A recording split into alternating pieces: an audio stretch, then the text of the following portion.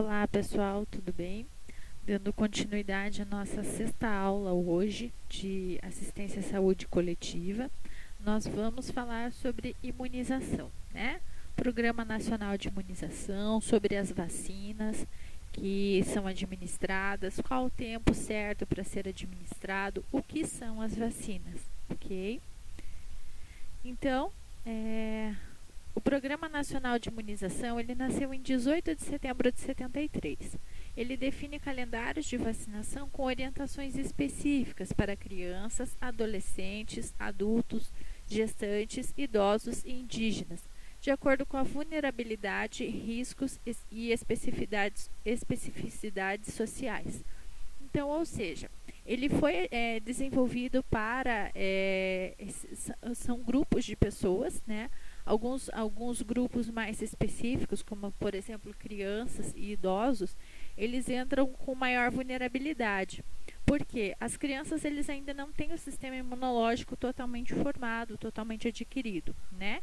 E os idosos, com o passar do tempo, do nosso ciclo vital, o nosso organismo ele também vai envelhecendo, né? Os músculos vão perdendo a elasticidade, né? Então, o nosso organismo também vai se modificando. Por conta disso, as pessoas idosas eles também são mais suscetíveis a ficarem doentes.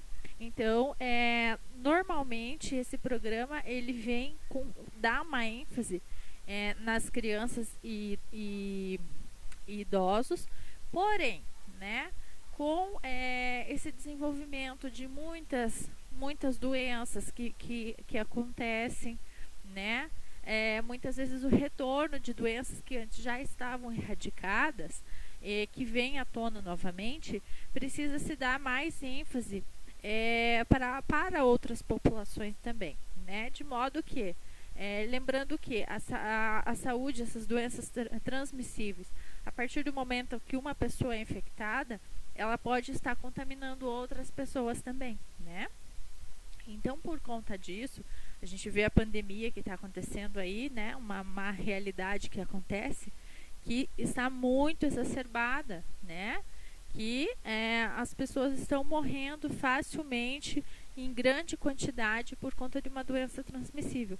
Talvez, futuramente, se conseguirem achar essa vacina para essa doença, né, não seja tão agressiva assim futuramente. Mas, assim como essa doença, as outras doenças também teve uma época que foram agressivas, né? Por conta disso, inventaram essas vacinas específicas, tá? E daí o que acontece? Essas vacinas específicas muitas vezes conseguiu, com toda a população sendo vacinada, essas vacinas elas conseguiram erradicar algumas doenças aqui no Brasil, né? Porém, por exemplo, a do sarampo, né? O sarampo teve uma época que ele já estava erradicado aqui no Brasil. Porém, o que aconteceu? As pessoas relaxaram, deixaram de imunizar as novas gerações, né? As crianças, e aconteceu que essa doença retornou novamente, né? Ainda tem menos casos, mas ainda tem, né? E em relação à vacina e às doenças, todas as crianças, todas as pessoas vacinadas, é 100% garantido que elas não vão ficar doentes? Vocês já pararam para pensar nisso, né? Será que é 100% garantido que elas não vão ficar doentes? Para se garantir que essa pessoa foi imunizada, tem todo um processo atrás dessa proteção, atrás dessa vacina, né? Não é só ir lá, pegar um remedinho, injetar e pronto, acabou. Como que a gente vai garantir que essa pessoa está imunizada, tá? Então, vai variar também de organismo para organismo, né? Já que nós somos diferentes entre nós, então os nossos organismos também são diferentes, né? Vai variar da vacinação. Tem pessoas que têm uma resposta mais adequada a essa vacinação. Tem outras que não, né? Então, o que é resistência? Né? É um conjunto de mecanismos corporais que servem de defesa contra a invasão ou multiplicação de agentes infecciosos ou contra efeitos nocivos de seus produtos tóxicos. Exemplo, acidez gástrica, amígdalas, revestimento cutâneo, gânglios linfáticos, né? Então são mecanismos que nós já adquirimos desde o nascimento, que eles vêm para ajudar nessa questão da nossa resistência, né? Por exemplo, algum alimento que a gente ingere que ele esteja contaminado, a acidez gástrica é tão grande, tão resistente, a ponto de muitas vezes, dependendo do micro-organismo, ele acaba morrendo por conta dessa resistência. É uma resistência natural que o nosso organismo desenvolveu, né? E assim como tem outros também, as amígdalas, o revestimento cutâneo, né? Então, por isso que muitas vezes a gente não fica tão suscetível facilmente, né? Porém, em algum momento, nosso sistema imunológico, nossa imunidade está mais baixa, aí vem à tona, né, essa multiplicação desses agentes infecciosos, fazendo com que a gente fique doente mais facilmente, né? E a imunidade é um estado de resistência associado com a presença de anticorpos, que possuem ação específica sobre o micro-organismo responsável por uma doença infecciosa específica ou sobre suas toxinas. Então, ou seja, a gente acaba tendo contato com esse micro-organismo, né? Em algum momento a gente teve contato com esse micro-organismo, ele penetrou no nosso sistema, né? No nosso organismo, e o que acontece? Os nossos anticorpos, eles vão lá tentando combater esses micro-organismos, certo? Às vezes o nosso anticorpo consegue combater, porém algumas toxinas, algum restante de liberação dessas bactérias ou vírus acaba nos prejudicando, né? Quando esse micro-organismo entra em contato com o nosso organismo, o que vai acontecer? A tendência dele é que ele arrume um lugar mais adequado para se multiplicar, para se reproduzir, né? Ele também, o micro-organismo também tem o ciclo vital, assim como nós temos, né? Nós nascemos, crescemos, reproduzimos, chegou um momento que nós morremos. O micro-organismo também, ele vai nascer, crescer, vai se reproduzir e tem um momento que ele também vai morrer. O problema é que até o período que ele vai morrer, né, tem tudo isso dessa multiplicação e fazendo com que nós acabamos adoecendo, né?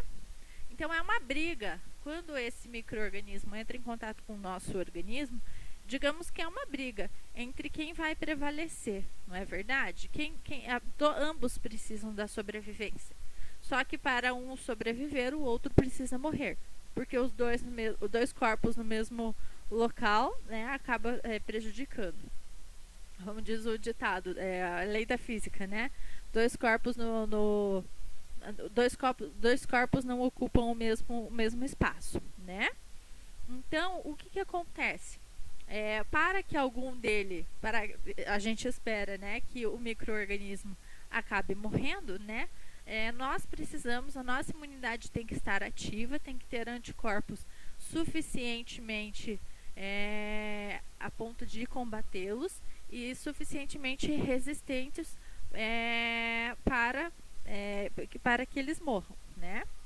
Então, o que difere? O que acontece? Imunidade ativa. Ela vai durar meses ou anos, ela pode ser adquirida naturalmente como consequência de infecção, com ou sem manifestações clínicas, ou artificialmente através da vacina. Então, nós temos a imunidade ativa e a imunidade passiva, tá?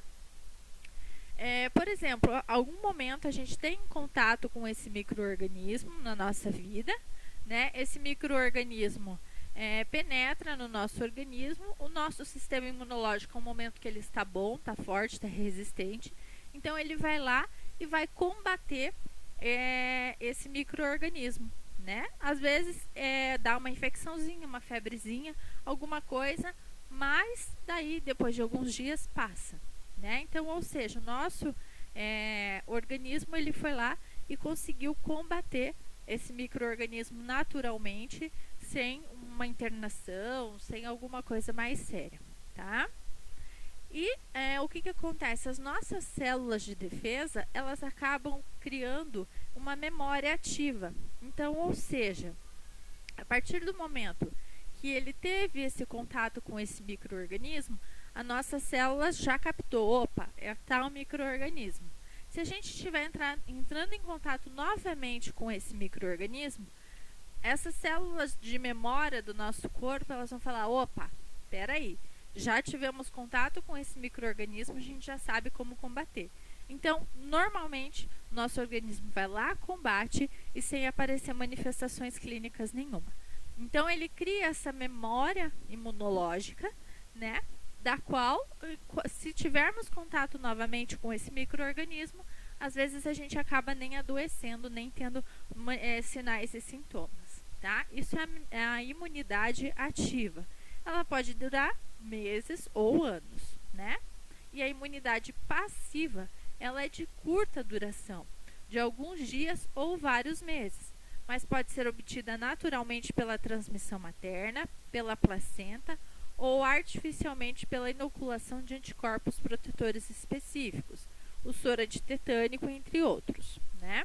Então, ou seja, essa imunidade passiva, ela já é adquirida desde o nosso nascimento, também, né, através da placenta, através do aleitamento materno, né?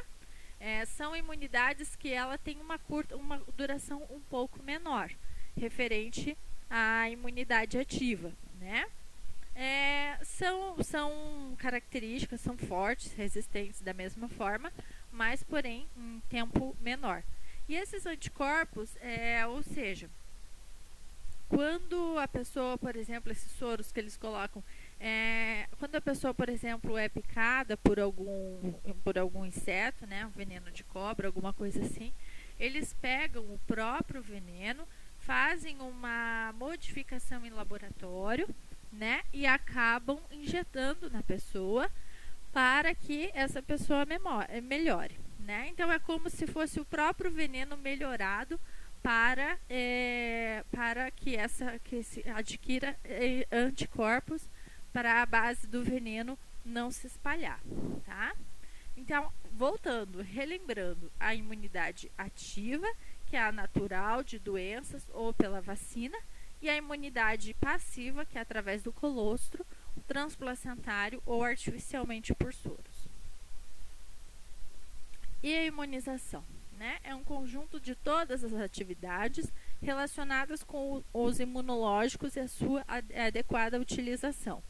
Armazenamento, conservação e transporte de vacina.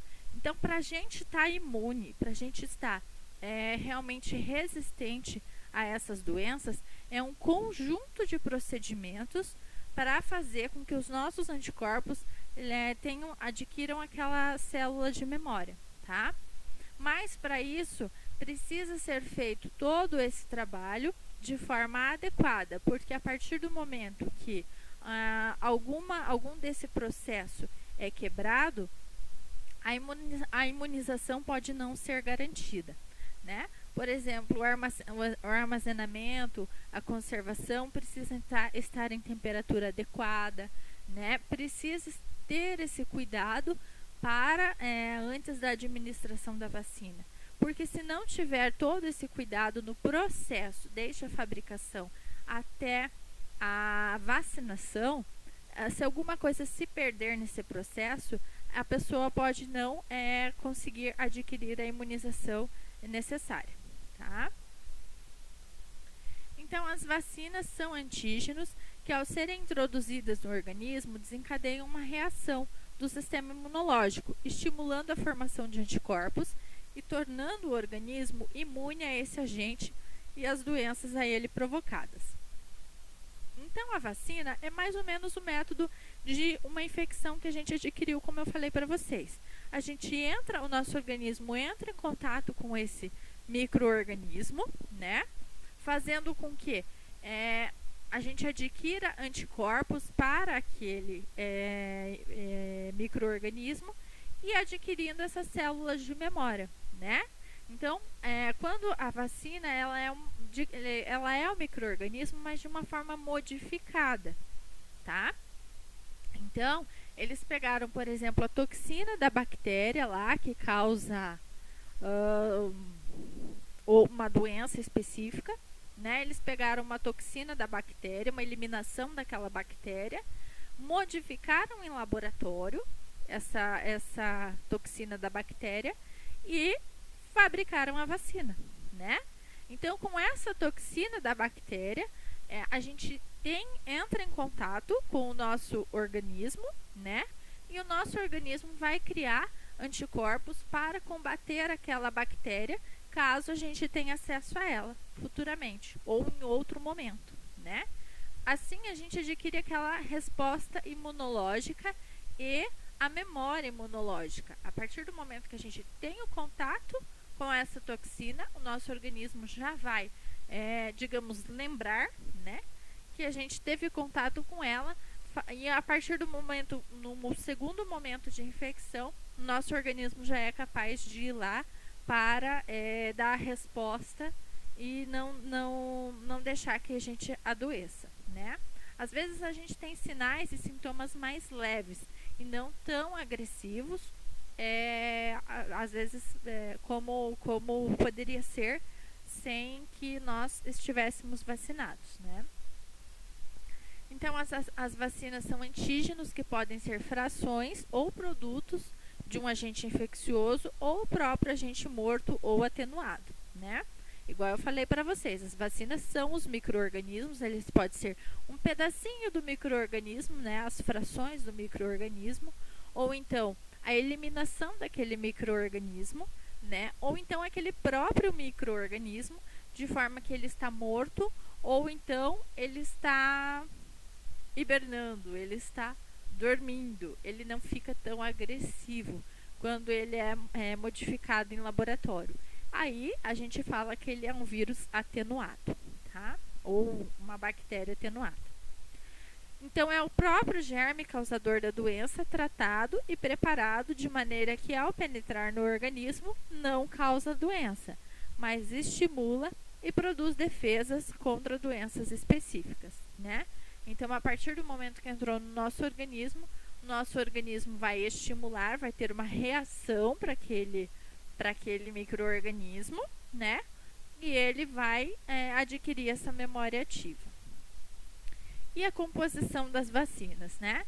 As vacinas de germes vivos atenuados são vírus atenuados contra a poliomielite e a rubéola, por exemplo, né? São os próprios vírus que eles são modificados em laboratório a ponto de não causar a doença tão agressivamente, tá? E as bactérias atenuadas, por exemplo, é contra a tuberculose. É a mesma situação, é a bactéria que causa tuberculose, mas ela é modificada em laboratório a ponto de não acabar deixando a doença tão agressiva, tá? Essa composição das vacinas também pode ser vacinas de germes mortos, né? Por exemplo, a coqueluche e a cólera são bactérias mortas que foram modificadas em laboratório para produzir a vacina. Ou então o vírus contra a raiva, por exemplo, né? Ele pode ser morto ou inativado. Aí ele é o vírus, tá? Pode ser vacinas de frações de bactérias, por exemplo, a de meningite, A, B e C, né? Ou seja, aquela bactéria que causa meningite, ela foi tirada um pedacinho daquela bactéria, foi modificada em laboratório e foi fabricada a vacina, né? Ou então, as toxinas de bactéria, por exemplo, a vacina de tétano e de difteria, foram as bactérias que elas acabam tendo as eliminações fisiológicas dela, como nós temos nossas eliminações. Eles pegam essas eliminações, essas toxinas, e acabam modificando em laboratório para fazer a vacina. Então, as vacinas permitem a prevenção, o controle, a eliminação e a erradicação das doenças imunopreveníveis, assim como a redução da morbimortalidade por certos agravos, ou sendo sua utilização bastante custo-efetiva.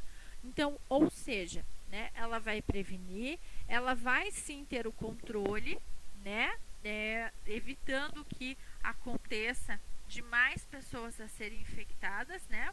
Por exemplo, adquirir um surto aí, uma pandemia como ocorre, como está ocorrendo hoje em dia, né? Muitas vezes algumas doenças elas podem ser até erradicadas, elas podem acabar sumindo, não sendo mais ativas, né? Assim, o que acontece? Ela reduz a morbimortalidade, ela reduz as pessoas ficarem doentes por conta dessas infecções, né? E o seu custo, de certa forma, ele acaba sendo benéfico, né? Porque é mais econômico a gente investir na vacinação, na prevenção, do que muitas vezes ter que investir no tratamento, né? Por exemplo, se a gente conseguir hoje em dia, se Deus quiser, né, a vacina para o coronavírus, é muito mais efetivo a gente ir lá comprar a vacina, pagar a vacina, do que a gente precisar manter, às vezes, a pessoa dias num respirador, né? Porque a gente vai ter que gastar com medicamento, a gente vai ter que gastar com manutenção de aparelho, a gente vai ter que gastar com equipe de pessoal para esse cuidado desse paciente por dias, né? Então a vacina ela tem um custo-benefício muito alto, né? E contraindicação? Será que existe contraindicação para vacinação? Será que todas as pessoas podem ser vacinadas, né? Às vezes nem sempre. A gente, como somos diferentes, temos também às vezes um determinado grupo de risco para que essas pessoas não sejam vacinadas. Por exemplo, portadores de doenças com deficiências imunitárias, né? Essas pessoas que têm o sistema imunológico mais baixo, por exemplo, né? Se ela tiver em contato com esse micro-organismo da vacina, muitas vezes, principalmente se esse micro-organismo for um vírus vivo, né, ou uma bactéria viva, o que pode acontecer? Essa pessoa ela pode adquirir a doença e não a imunidade, não é verdade? Se a imunidade dela, se o organismo dela tiver baixo, essa resistência dela baixa, ela tiver contato com a vacina, então ela pode vir adquirir a doença. Então, por isso, são contraindicadas para as pessoas portadoras com deficiência imunitária, tá? Imunodepressão devido à terapia de corticoide sistêmico em altas doses ou irradiação. Então, ou seja, quando a pessoa ela já está doente, né? Por exemplo, com câncer, e precisa ser submetida a tratamentos mais específicos e agressivos, né? Por exemplo, com a radiação, o que acontece? A imunidade dela vai acabar ficando abalada. Então, não é ideal que ela utilize a vacina nesse determinado momento. O ideal é que espere esse tratamento passar, essa imunidade dela se restabelecer, para que ela venha a tomar a vacina futuramente, né? Gestantes, elas não devem receber as vacinas com o vírus vivo, devido ao alto risco de provocar danos ao feto.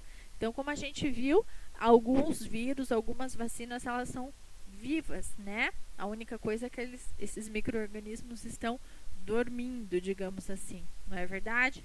E daí o que acontece? Nesse caso, acaba passando esses vírus via transplacentária e fazendo com que essa criança também fique doente.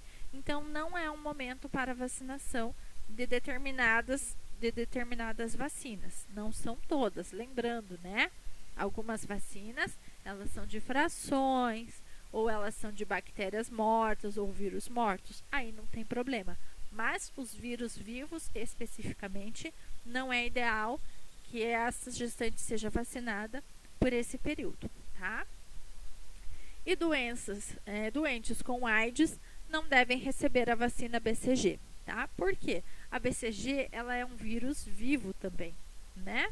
Então, e a AIDS, ela é o HIV e a AIDS são vírus que acabam afetando o nosso sistema imunológico, né?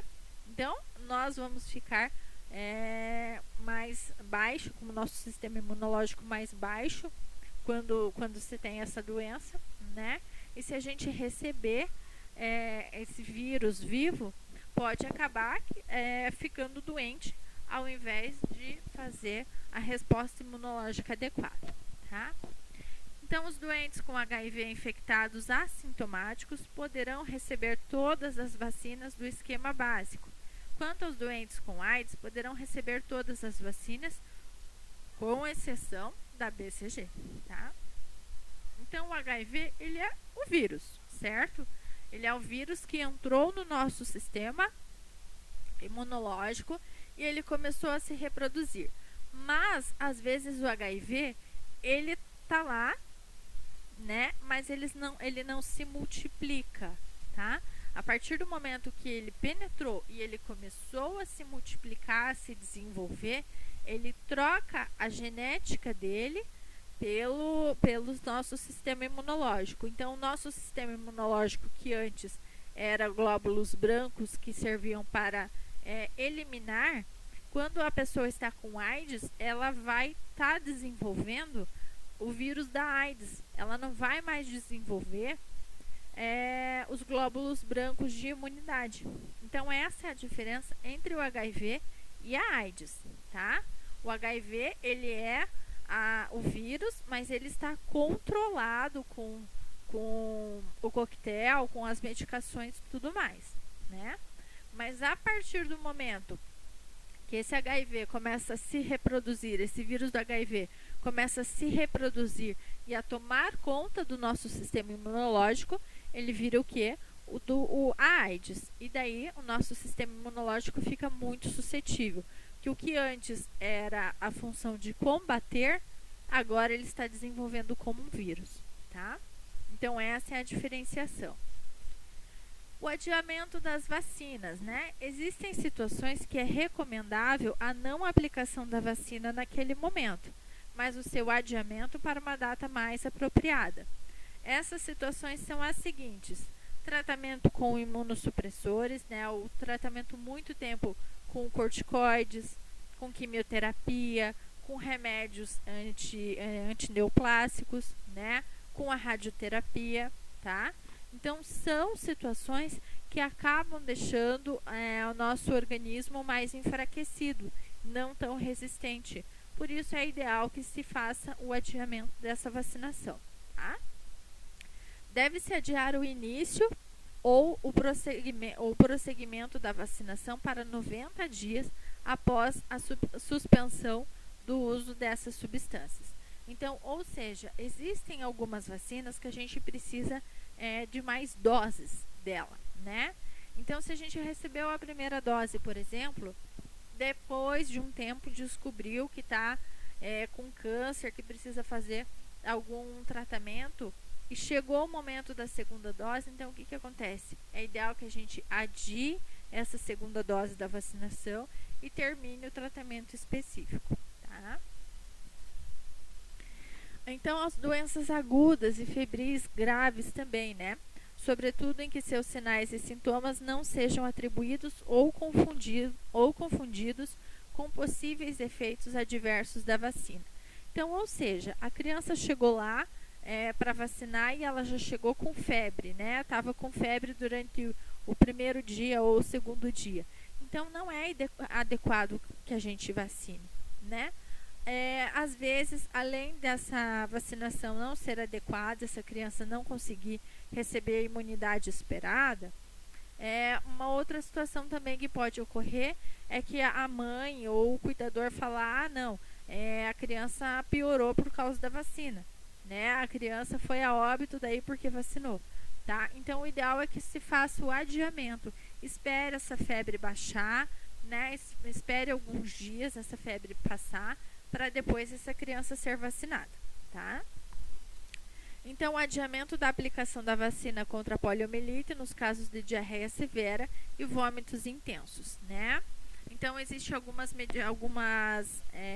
vacinas que são via oral, por exemplo, né? E daí, se a criança já tiver com quadro de diarreia e vômito, se ela for tomar essa vacina, o que vai acontecer? Ela vai acabar eliminando, né?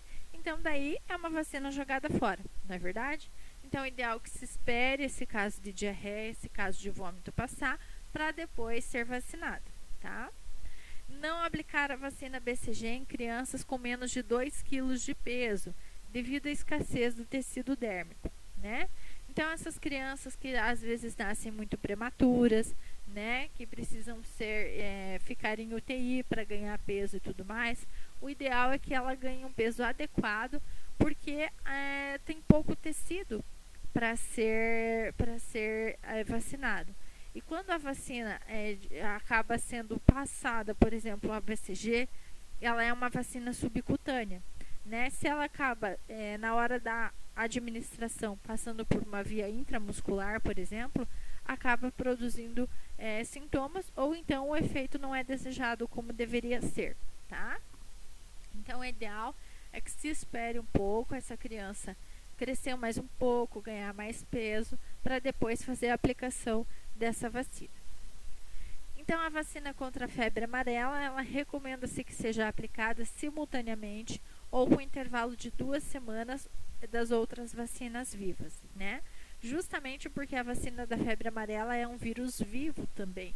Então, com outro vírus vivo, pode acabar dando BO, né? Digamos assim, vai acabar complicando. Então, o ideal é que se espere para tomar essa outra vacina com vírus vivo, tá? Então, faz a administração da vacina da febre amarela e espera pelo menos 2 semanas para fazer a administração de outra vacina, caso seja de vírus vivo. Se for vírus morto ou bactéria morta, daí tudo bem, não tem problema, tá? Então, a administração de imunoglobulina ou de sangue derivados devido à possibilidade de que os anticorpos presentes nesses produtos neutralizem o vírus vacinal. Esta recomendação é válida para a vacina de sarampo, cachumba, rubéola e varicela. Não, tá? Então, essas pessoas que acabam fazendo transfusão de sangue e tudo mais, é ideal que se espere, né, o organismo se adequar a esse sangue novo, né, essa administração de imunoglobulina, para depois receber a vacinação, ok? E a associação de vacinas, né? A gente tem que tomar cuidado, porque às vezes numa única visita à unidade de saúde, a gente vai vacinar 2, 3 vezes aquela criança, tá? Então, às vezes a associação de vacinas pode acabar prejudicando ela, pode ter efeitos colaterais, tá? A gente precisa ficar atento às vacinas que podem ser combinadas, podem ser associadas para as vacinas que não podem, tá? Então, devem ser consideradas diferentemente a vacinação combinada e a vacinação associada e a vacinação simultânea, tá? A vacinação combinada de 2 ou mais agentes são administrados numa mesma preparação. Por exemplo, os que contêm 3 tipos de vírus atenuados. Então, existe uma vacinação, por exemplo, que é para combater 3 tipos de doenças, tá? Então, essa por exemplo, a DTPA, que a gente vai ver nas próximas aulas, ela é uma vacina que ela evita 3 tipos de doenças em uma única vacina, tá? Então, ela é uma vacinação combinada. A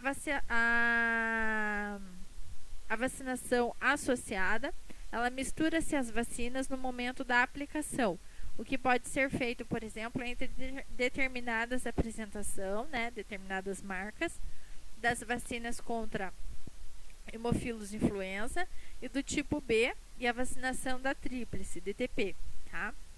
Chama-se a atenção para o fato de que a autorização para o uso dessas misturas tem que ser precedida de estudos que autorizem o seu emprego, específicos para cada produto a ser associado.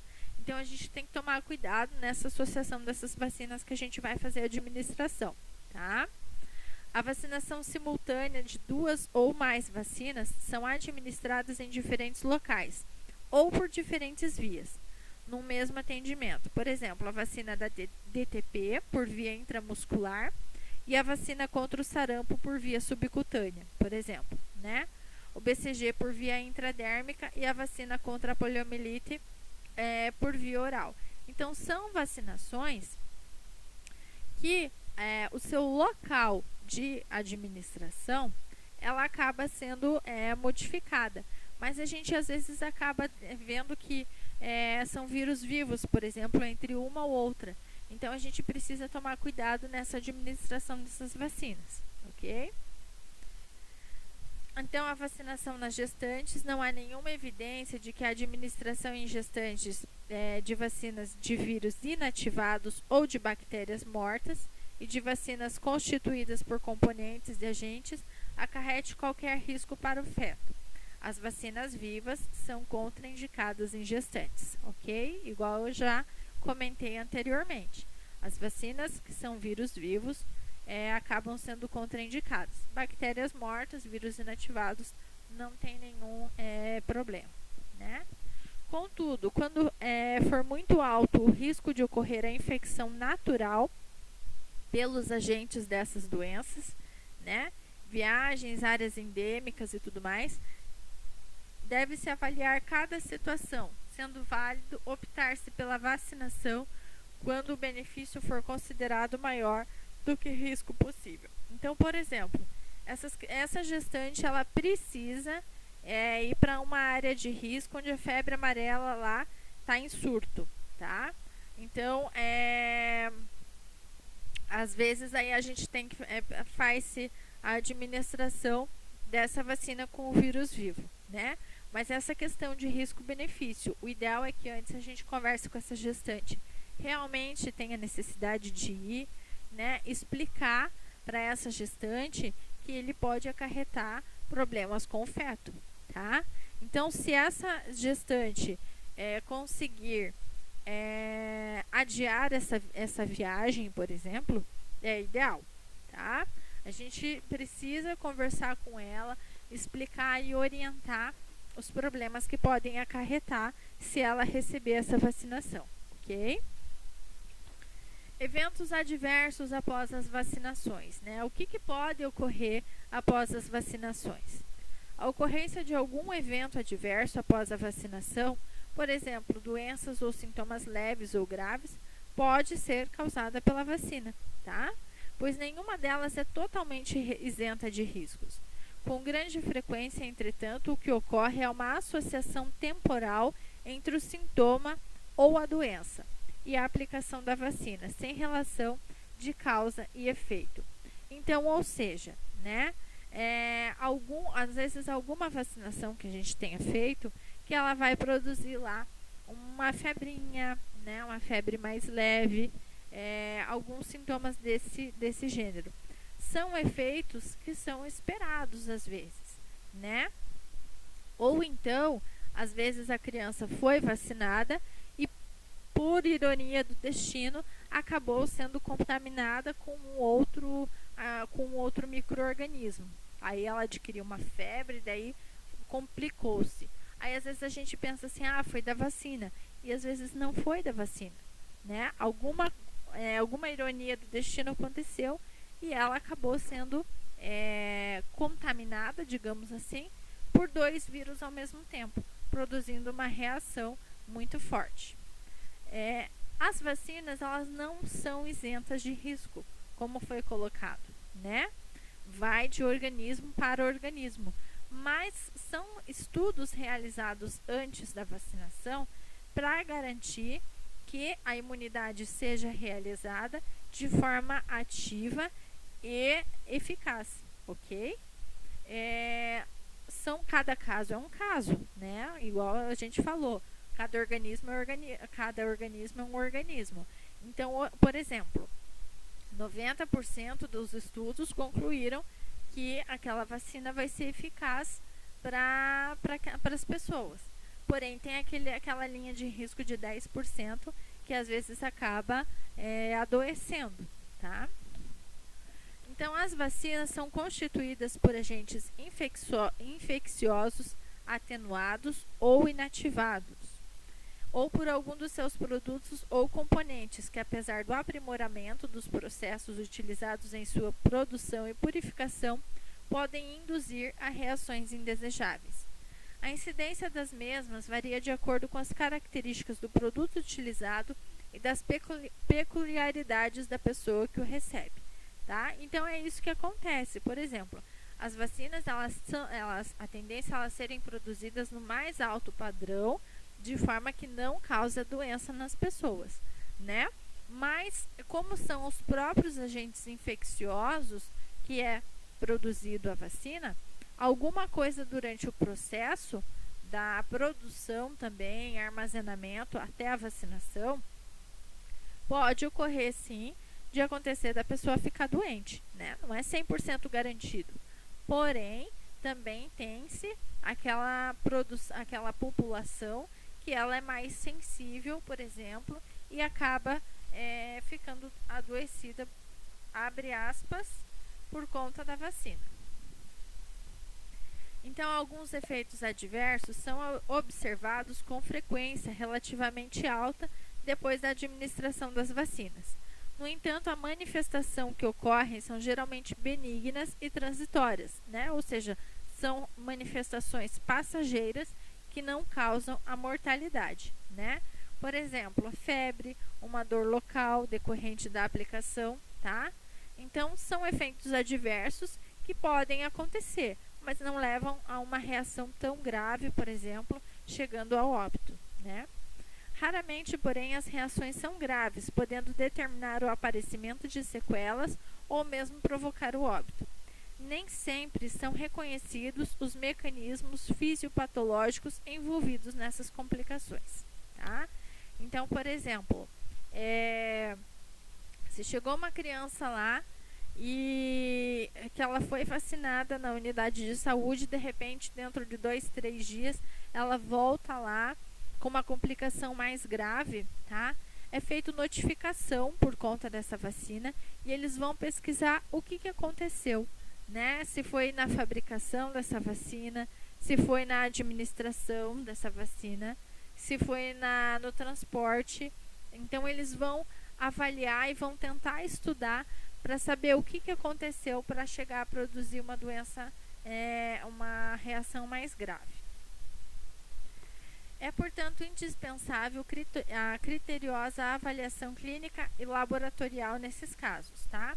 Para o estabelecimento rigoroso do diagnóstico etiológico, com a finalidade de que o evento adverso, a sequela ou mesmo o óbito não sejam atribuídos à vacina, sem fundamentação científica. Então, foi implantado pelo Ministério da Saúde o Sistema Nacional de Vigilância de Eventos Adversos pós-vacinação, que orienta a notificação e a investigação desses casos, tá? Então, foi o que eu falei.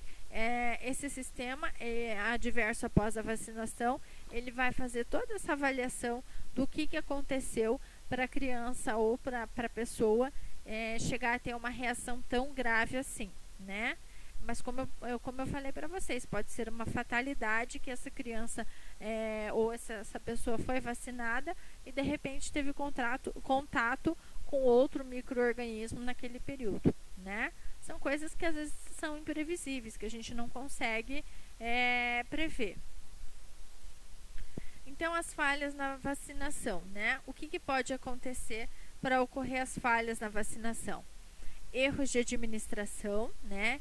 Erros de via de administração, doses incorretas, diluentes incorretos. Lembrando-se que nós que vamos fazer a administração dessa vacina, precisamos sempre ficar atentos, porque às vezes são laboratórios diferentes. E conforme são laboratórios diferentes, pode mudar a via de administração também, tá? Então, a gente precisa sempre ficar atento aos laboratórios, às doses. A administração da vacina é um momento que a gente precisa ter muito cuidado e muita atenção para não fazer de forma errada e garantir a eficácia da vacinação, ok? Então, esquemas vacinais incompletos, não cumprimento de esquemas, incluindo os reforços, né? Falha na administração e não a falha na vacina, né? Então, por exemplo, a pessoa foi lá, vacinou-se uma vez e acabou nunca mais voltando, né? Esquece que precisa de outras doses e tudo mais. E de repente ela fica doente. Então, às vezes, eles acabam associando por essa falta da vacinação, tá? Outras falhas relacionadas ao armazenamento e à conservação de rede frio, né? Depois a gente vai falar sobre essa rede frio na próxima aula, que justamente é esse cuidado desde a produção até o momento da vacinação, né? E outros casos de falha da vacinação, os prazos de validade expirados, né? A gente tem que ter totalmente esse cuidado na hora de fazer a administração, avaliar sempre a vacina que a gente tá dando, avaliar a validade, né? Porque se passou do prazo de validade, às vezes a imunidade não se torna eficaz. Então, fatores relacionados aos programas de imunização, né? Falhas nas recomendações de calendário, de números, doses, né? Escassez na quantidade de vacinas, são falhas em que podem acontecer. As pessoas podem acabar se contaminando e acabar ocasionando surto por aí da doença, por simplesmente uma doença que muitas vezes faltou a vacina, tá? Lembrando-se que para que ocorra essa vacinação é preciso investimento do governo, é preciso que o governo compre essas vacinas, né? Elas não são simplesmente oferecidas aí, o governo precisa investir, e quando há falha nesse investimento, a população pode vir a adoecer, e daí o governo precisa investir na recuperação à saúde, né? Então, equipes de vacinação e funções básicas. As atividades da sala de vacinação são desenvolvidas pela equipe de enfermagem, que é treinada e capacitada para os procedimentos de manuseio, conservação, preparo, administração, registro, descarte dos resíduos resultantes das ações da vacinação. Então, a gente precisa, nós, como equipe de enfermagem, precisamos estar capacitada e treinada para todo esse procedimento, que afinal de contas somos nós que recebemos do laboratório a vacina, somos nós que vamos fazer o manuseio, somos nós que vamos ter que garantir a conservação desse produto para que haja imunização específica, não é verdade? Somos nós que vamos preparar, somos nós que vamos administrar, somos nós que vamos registrar, e um registro incorreto pode acontecer, e a gente acaba sendo indenizado por conta disso, né? E também o descarte, sim, desses resíduos, porque se a gente faz um descarte incorreto de um vírus, de uma vacina de um vírus vivo, a gente pode afetar uma grande população aí, e a gente pode estar contaminando essa população, não é verdade?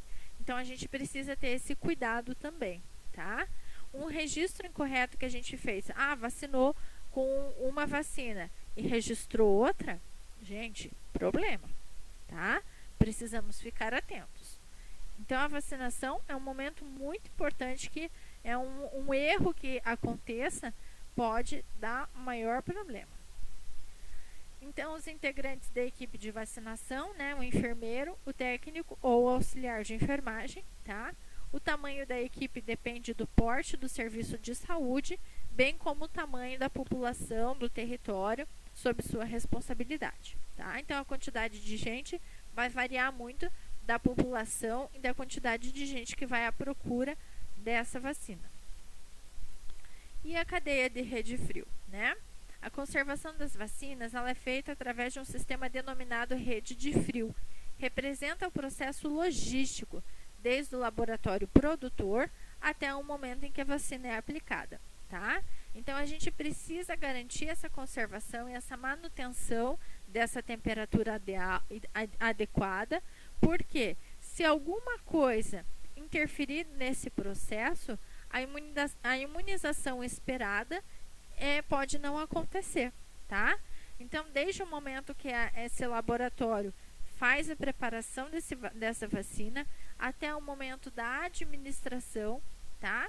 Se não for bem conservada, a gente não consegue a imunização dessa pessoa. Muitas vezes a gente até vacina, mas a garantia de que o sistema imunológico foi lá e fez aquela memória ativa, né, pode não acontecer. Então, a rede de frio, a sala de vacinação, é a instância final da rede de frio, né? Onde os procedimentos de vacinação, propriamente ditos, são executados mediante ações de rotinas, campanhas e outras estratégias, tá? Então, quando nós pegamos aquela vacina, ela já passou por todo um processo, né? Todo o processo da produção, todo o processo da conservação, todo o processo do transporte para chegar até as nossas mãos, né? Às vezes não é nem nosso erro, mas se ocorreu algum erro anteriormente, sabe aquela situação que o problema sempre cai para o mais fraco, né? Muitas vezes acaba caindo em cima da gente, porque daí vão falar, opa, foi na hora de administrar, né? É aquela situação. Ninguém sabe de nada até ocorrer o erro. Quando ocorre o erro, aí o problema sempre cai para o lado do mais fraco, né? Então, na sala de vacinação, todas as vacinas devem ser armazenadas entre 2 e 8 graus, sendo ideal 5 graus em refrigeradores. Nenhuma vacina deve ser colocada no congelador da geladeira, tá?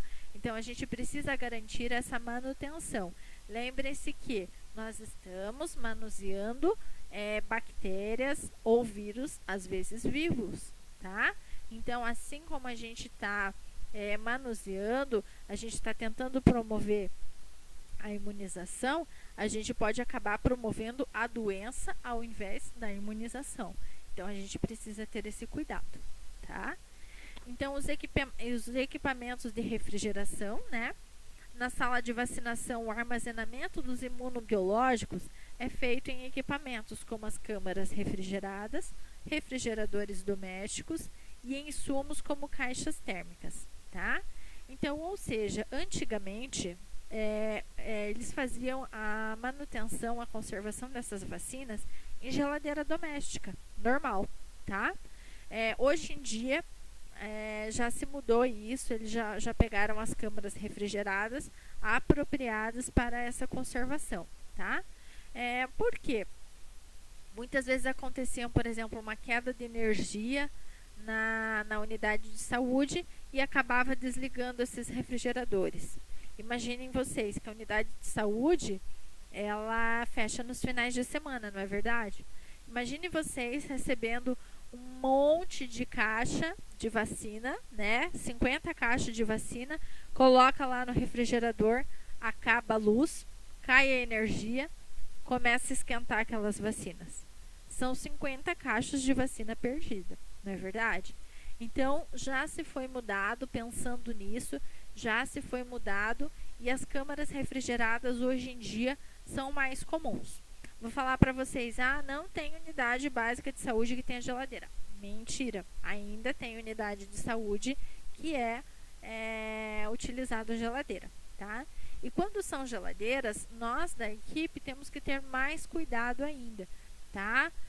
Alguns cuidados que eu vou passar para vocês daqui a pouco sobre a conservação dessas vacinas na geladeira, que elas acabam estragando, sendo mais suscetíveis facilmente, tá? Nas caixas térmicas, dá para guardar, prof? Dá, tá? Dá para guardar desde que não sejam por muito tempo armazenadas, né?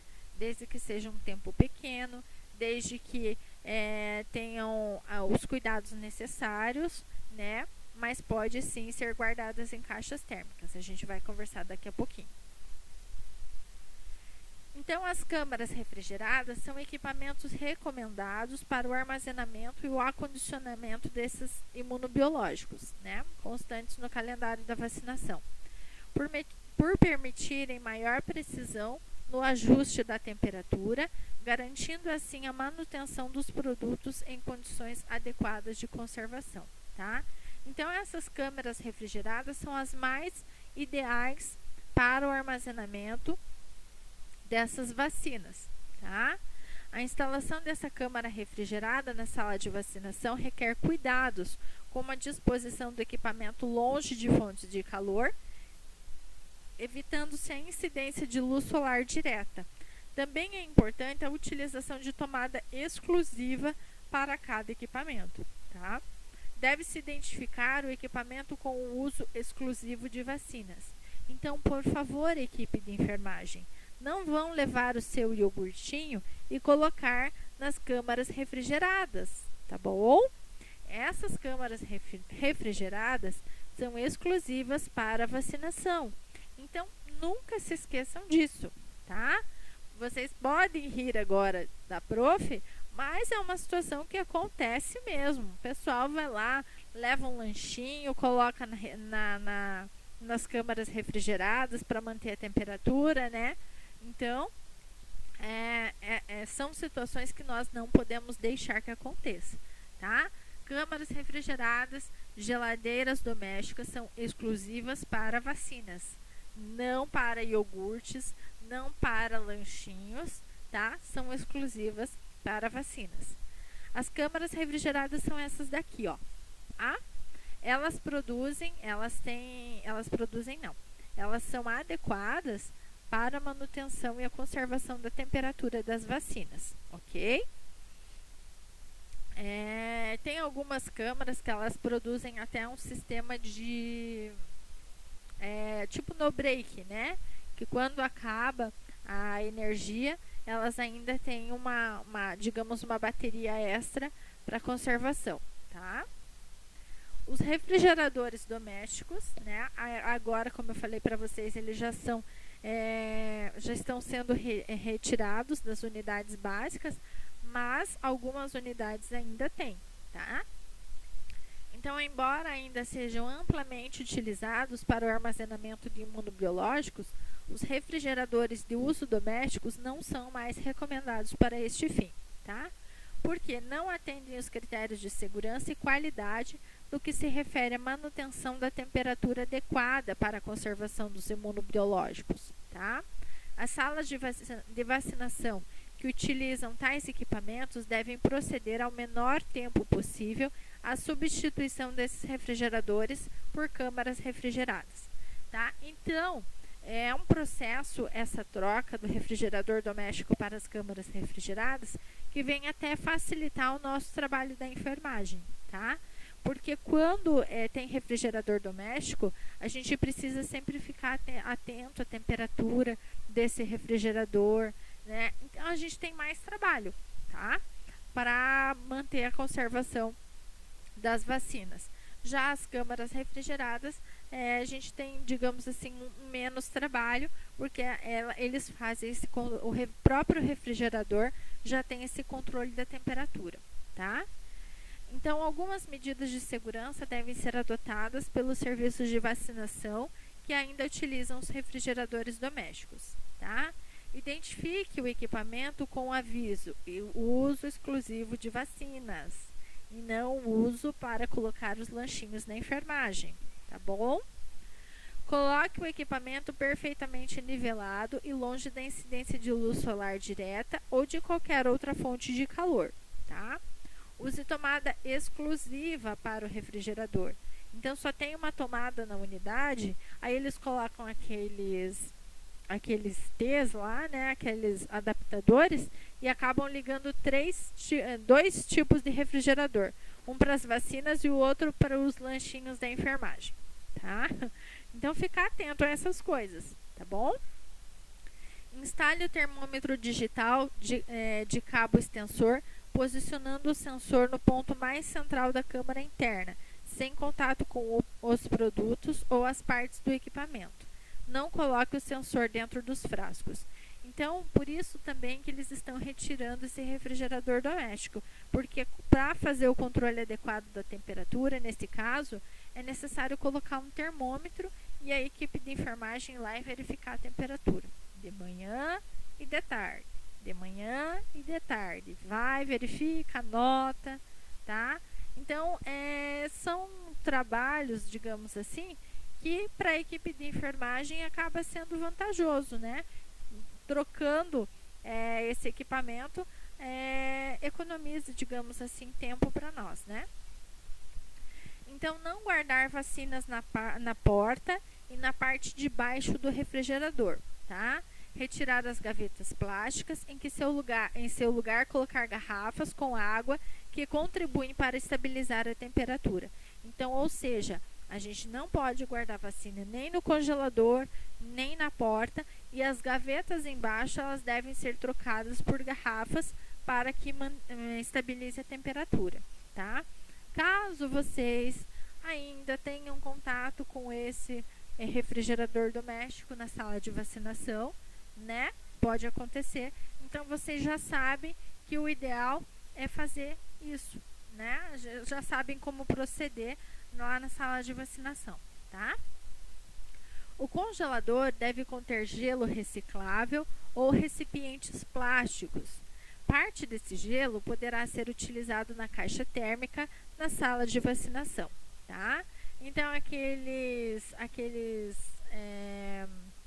eles são assim uns negocinhos que eles têm água dentro, né? São os recipientes de plástico que ele contém água, que você coloca lá e depois só tira, faz uma limpeza, passa o álcool certinho por volta dele, né?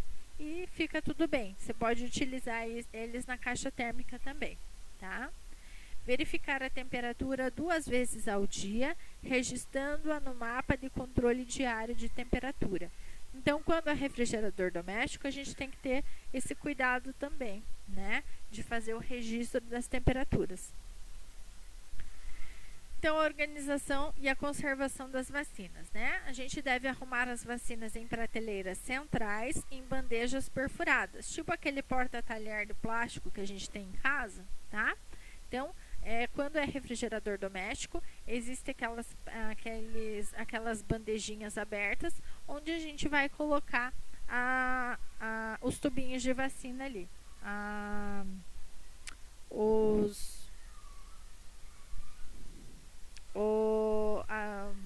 Meu pai, fugiu.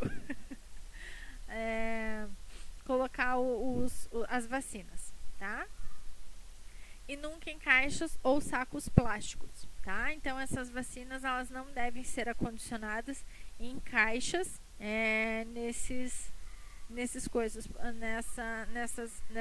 nesse refrigerador, ok? As vacinas mais antigas, com prazo de validade mais próximo, devem ser colocadas na frente para que sejam utilizadas prioritariamente, ok? Então, ou seja, a gente tem que dar uma prioridade para não perder essas vacinas, certo? Porque, afinal de contas, elas têm um custo. Tem um custo para o governo, tem um custo para a unidade.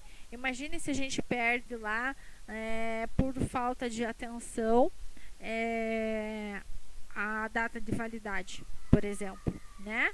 São as pessoas que estão sendo deixadas de receber essa imunização e a unidade, o seu superior, provavelmente vai cair em cima de você por conta das vacinas que foram perdidas, ok? Então, tem que ter todo esse cuidado.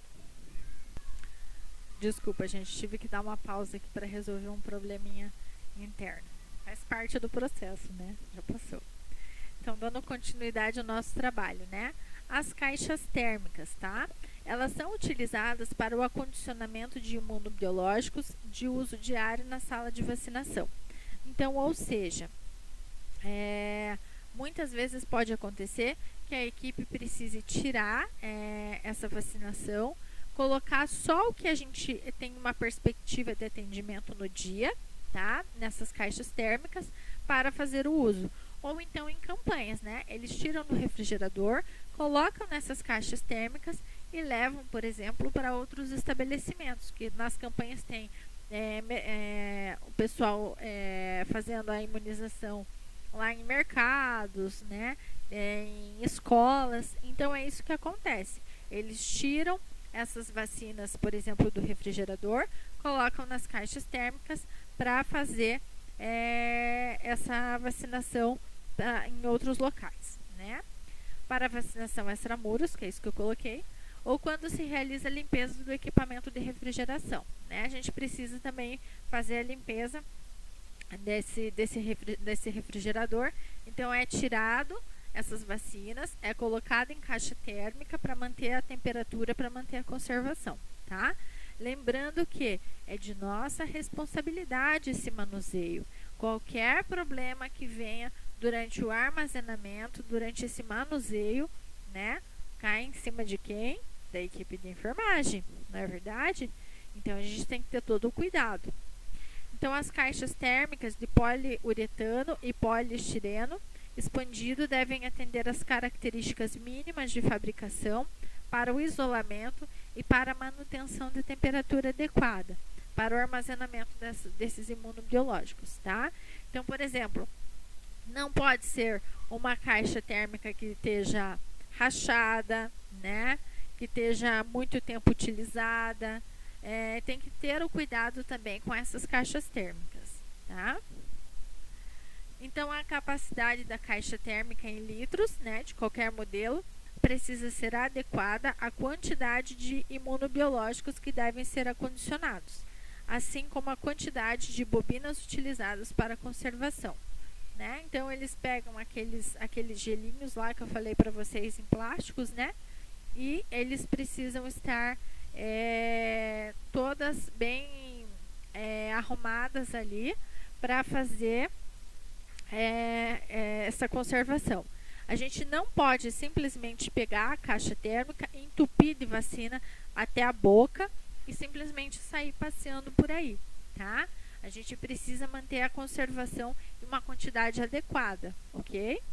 Então, o Programa Nacional de Imunização recomenda a substituição das caixas térmicas de poliestireno expandido utilizadas nas atividades da sala de vacinação e extramuros, por caixas de poliuretano, devido à sua durabilidade e à facilidade de higienização, tá? Então, a gente também tem que ter cuidado, né? Vai que o negocinho da vacina acaba caindo nessa caixa, né? No transporte, ele acaba caindo e a gente perde um pouco da vacina ou contamina. Se a gente acabar contaminando, né? É um perdido, é um frasco perdido, né? Assim como a vacina também da poliomielite. Quando a gente vai fazer a administração via oral, se a gente acaba encostando na boca da criança, contaminou com outros micro-organismos, ou seja, perdeu-se a vacina, ok? Então, a gente tem que ter esse cuidado durante o transporte para a não contaminação do frasco também, né? E ela precisa ser fácil para higienizar e para manter a temperatura dela. Então, as caixas térmicas são essas daqui, ó, tá? Provavelmente vocês devem ter visto, às vezes a gente usa para levar a latinha de cerveja na praia, né? Brincadeira. Mas, aí que tá, gente? Uso exclusivo para isso. Não vão resolver passar o fim de semana com as caixas térmicas passeando lá na praia com as mesmas caixas que vocês fazem o armazenamento das vacinas, ok? É um outro cuidado que a gente precisa ter, né? É uso exclusivo para guardar a vacina, e não para colocar a latinha de cerveja ali junto, tá? Uso exclusivo. Então, as vacinas utilizadas diariamente devem ser colocadas em caixas térmicas com gelo, ocupando 1/3 da sua capacidade e circundando as vacinas completamente. Quando necessário, o gelo deve ser trocado mais que uma vez ao dia, tá? A caixa deverá ter um termômetro para controlar a temperatura. Então, esse termômetro aí do lado, tá? Esse mesmo termômetro que coloca no refrigerador doméstico lá, quando tem, tá? Então, a gente precisa ter esse controle, a gente faz o controle da temperatura por esse termômetro. Então, a gente vai pegar aquela caixa, vai colocar em volta, né, aqueles recipientes com o gelo, tá? e daí a gente vai colocar as vacinas. E também tem que colocar o termômetro para garantir a temperatura ideal, tá bom? Beleza, pessoal? Por hoje, nossa aula de imunização fica por aqui. Vamos conversar mais sobre ela daqui a pouquinho na nossa próxima aula, tá?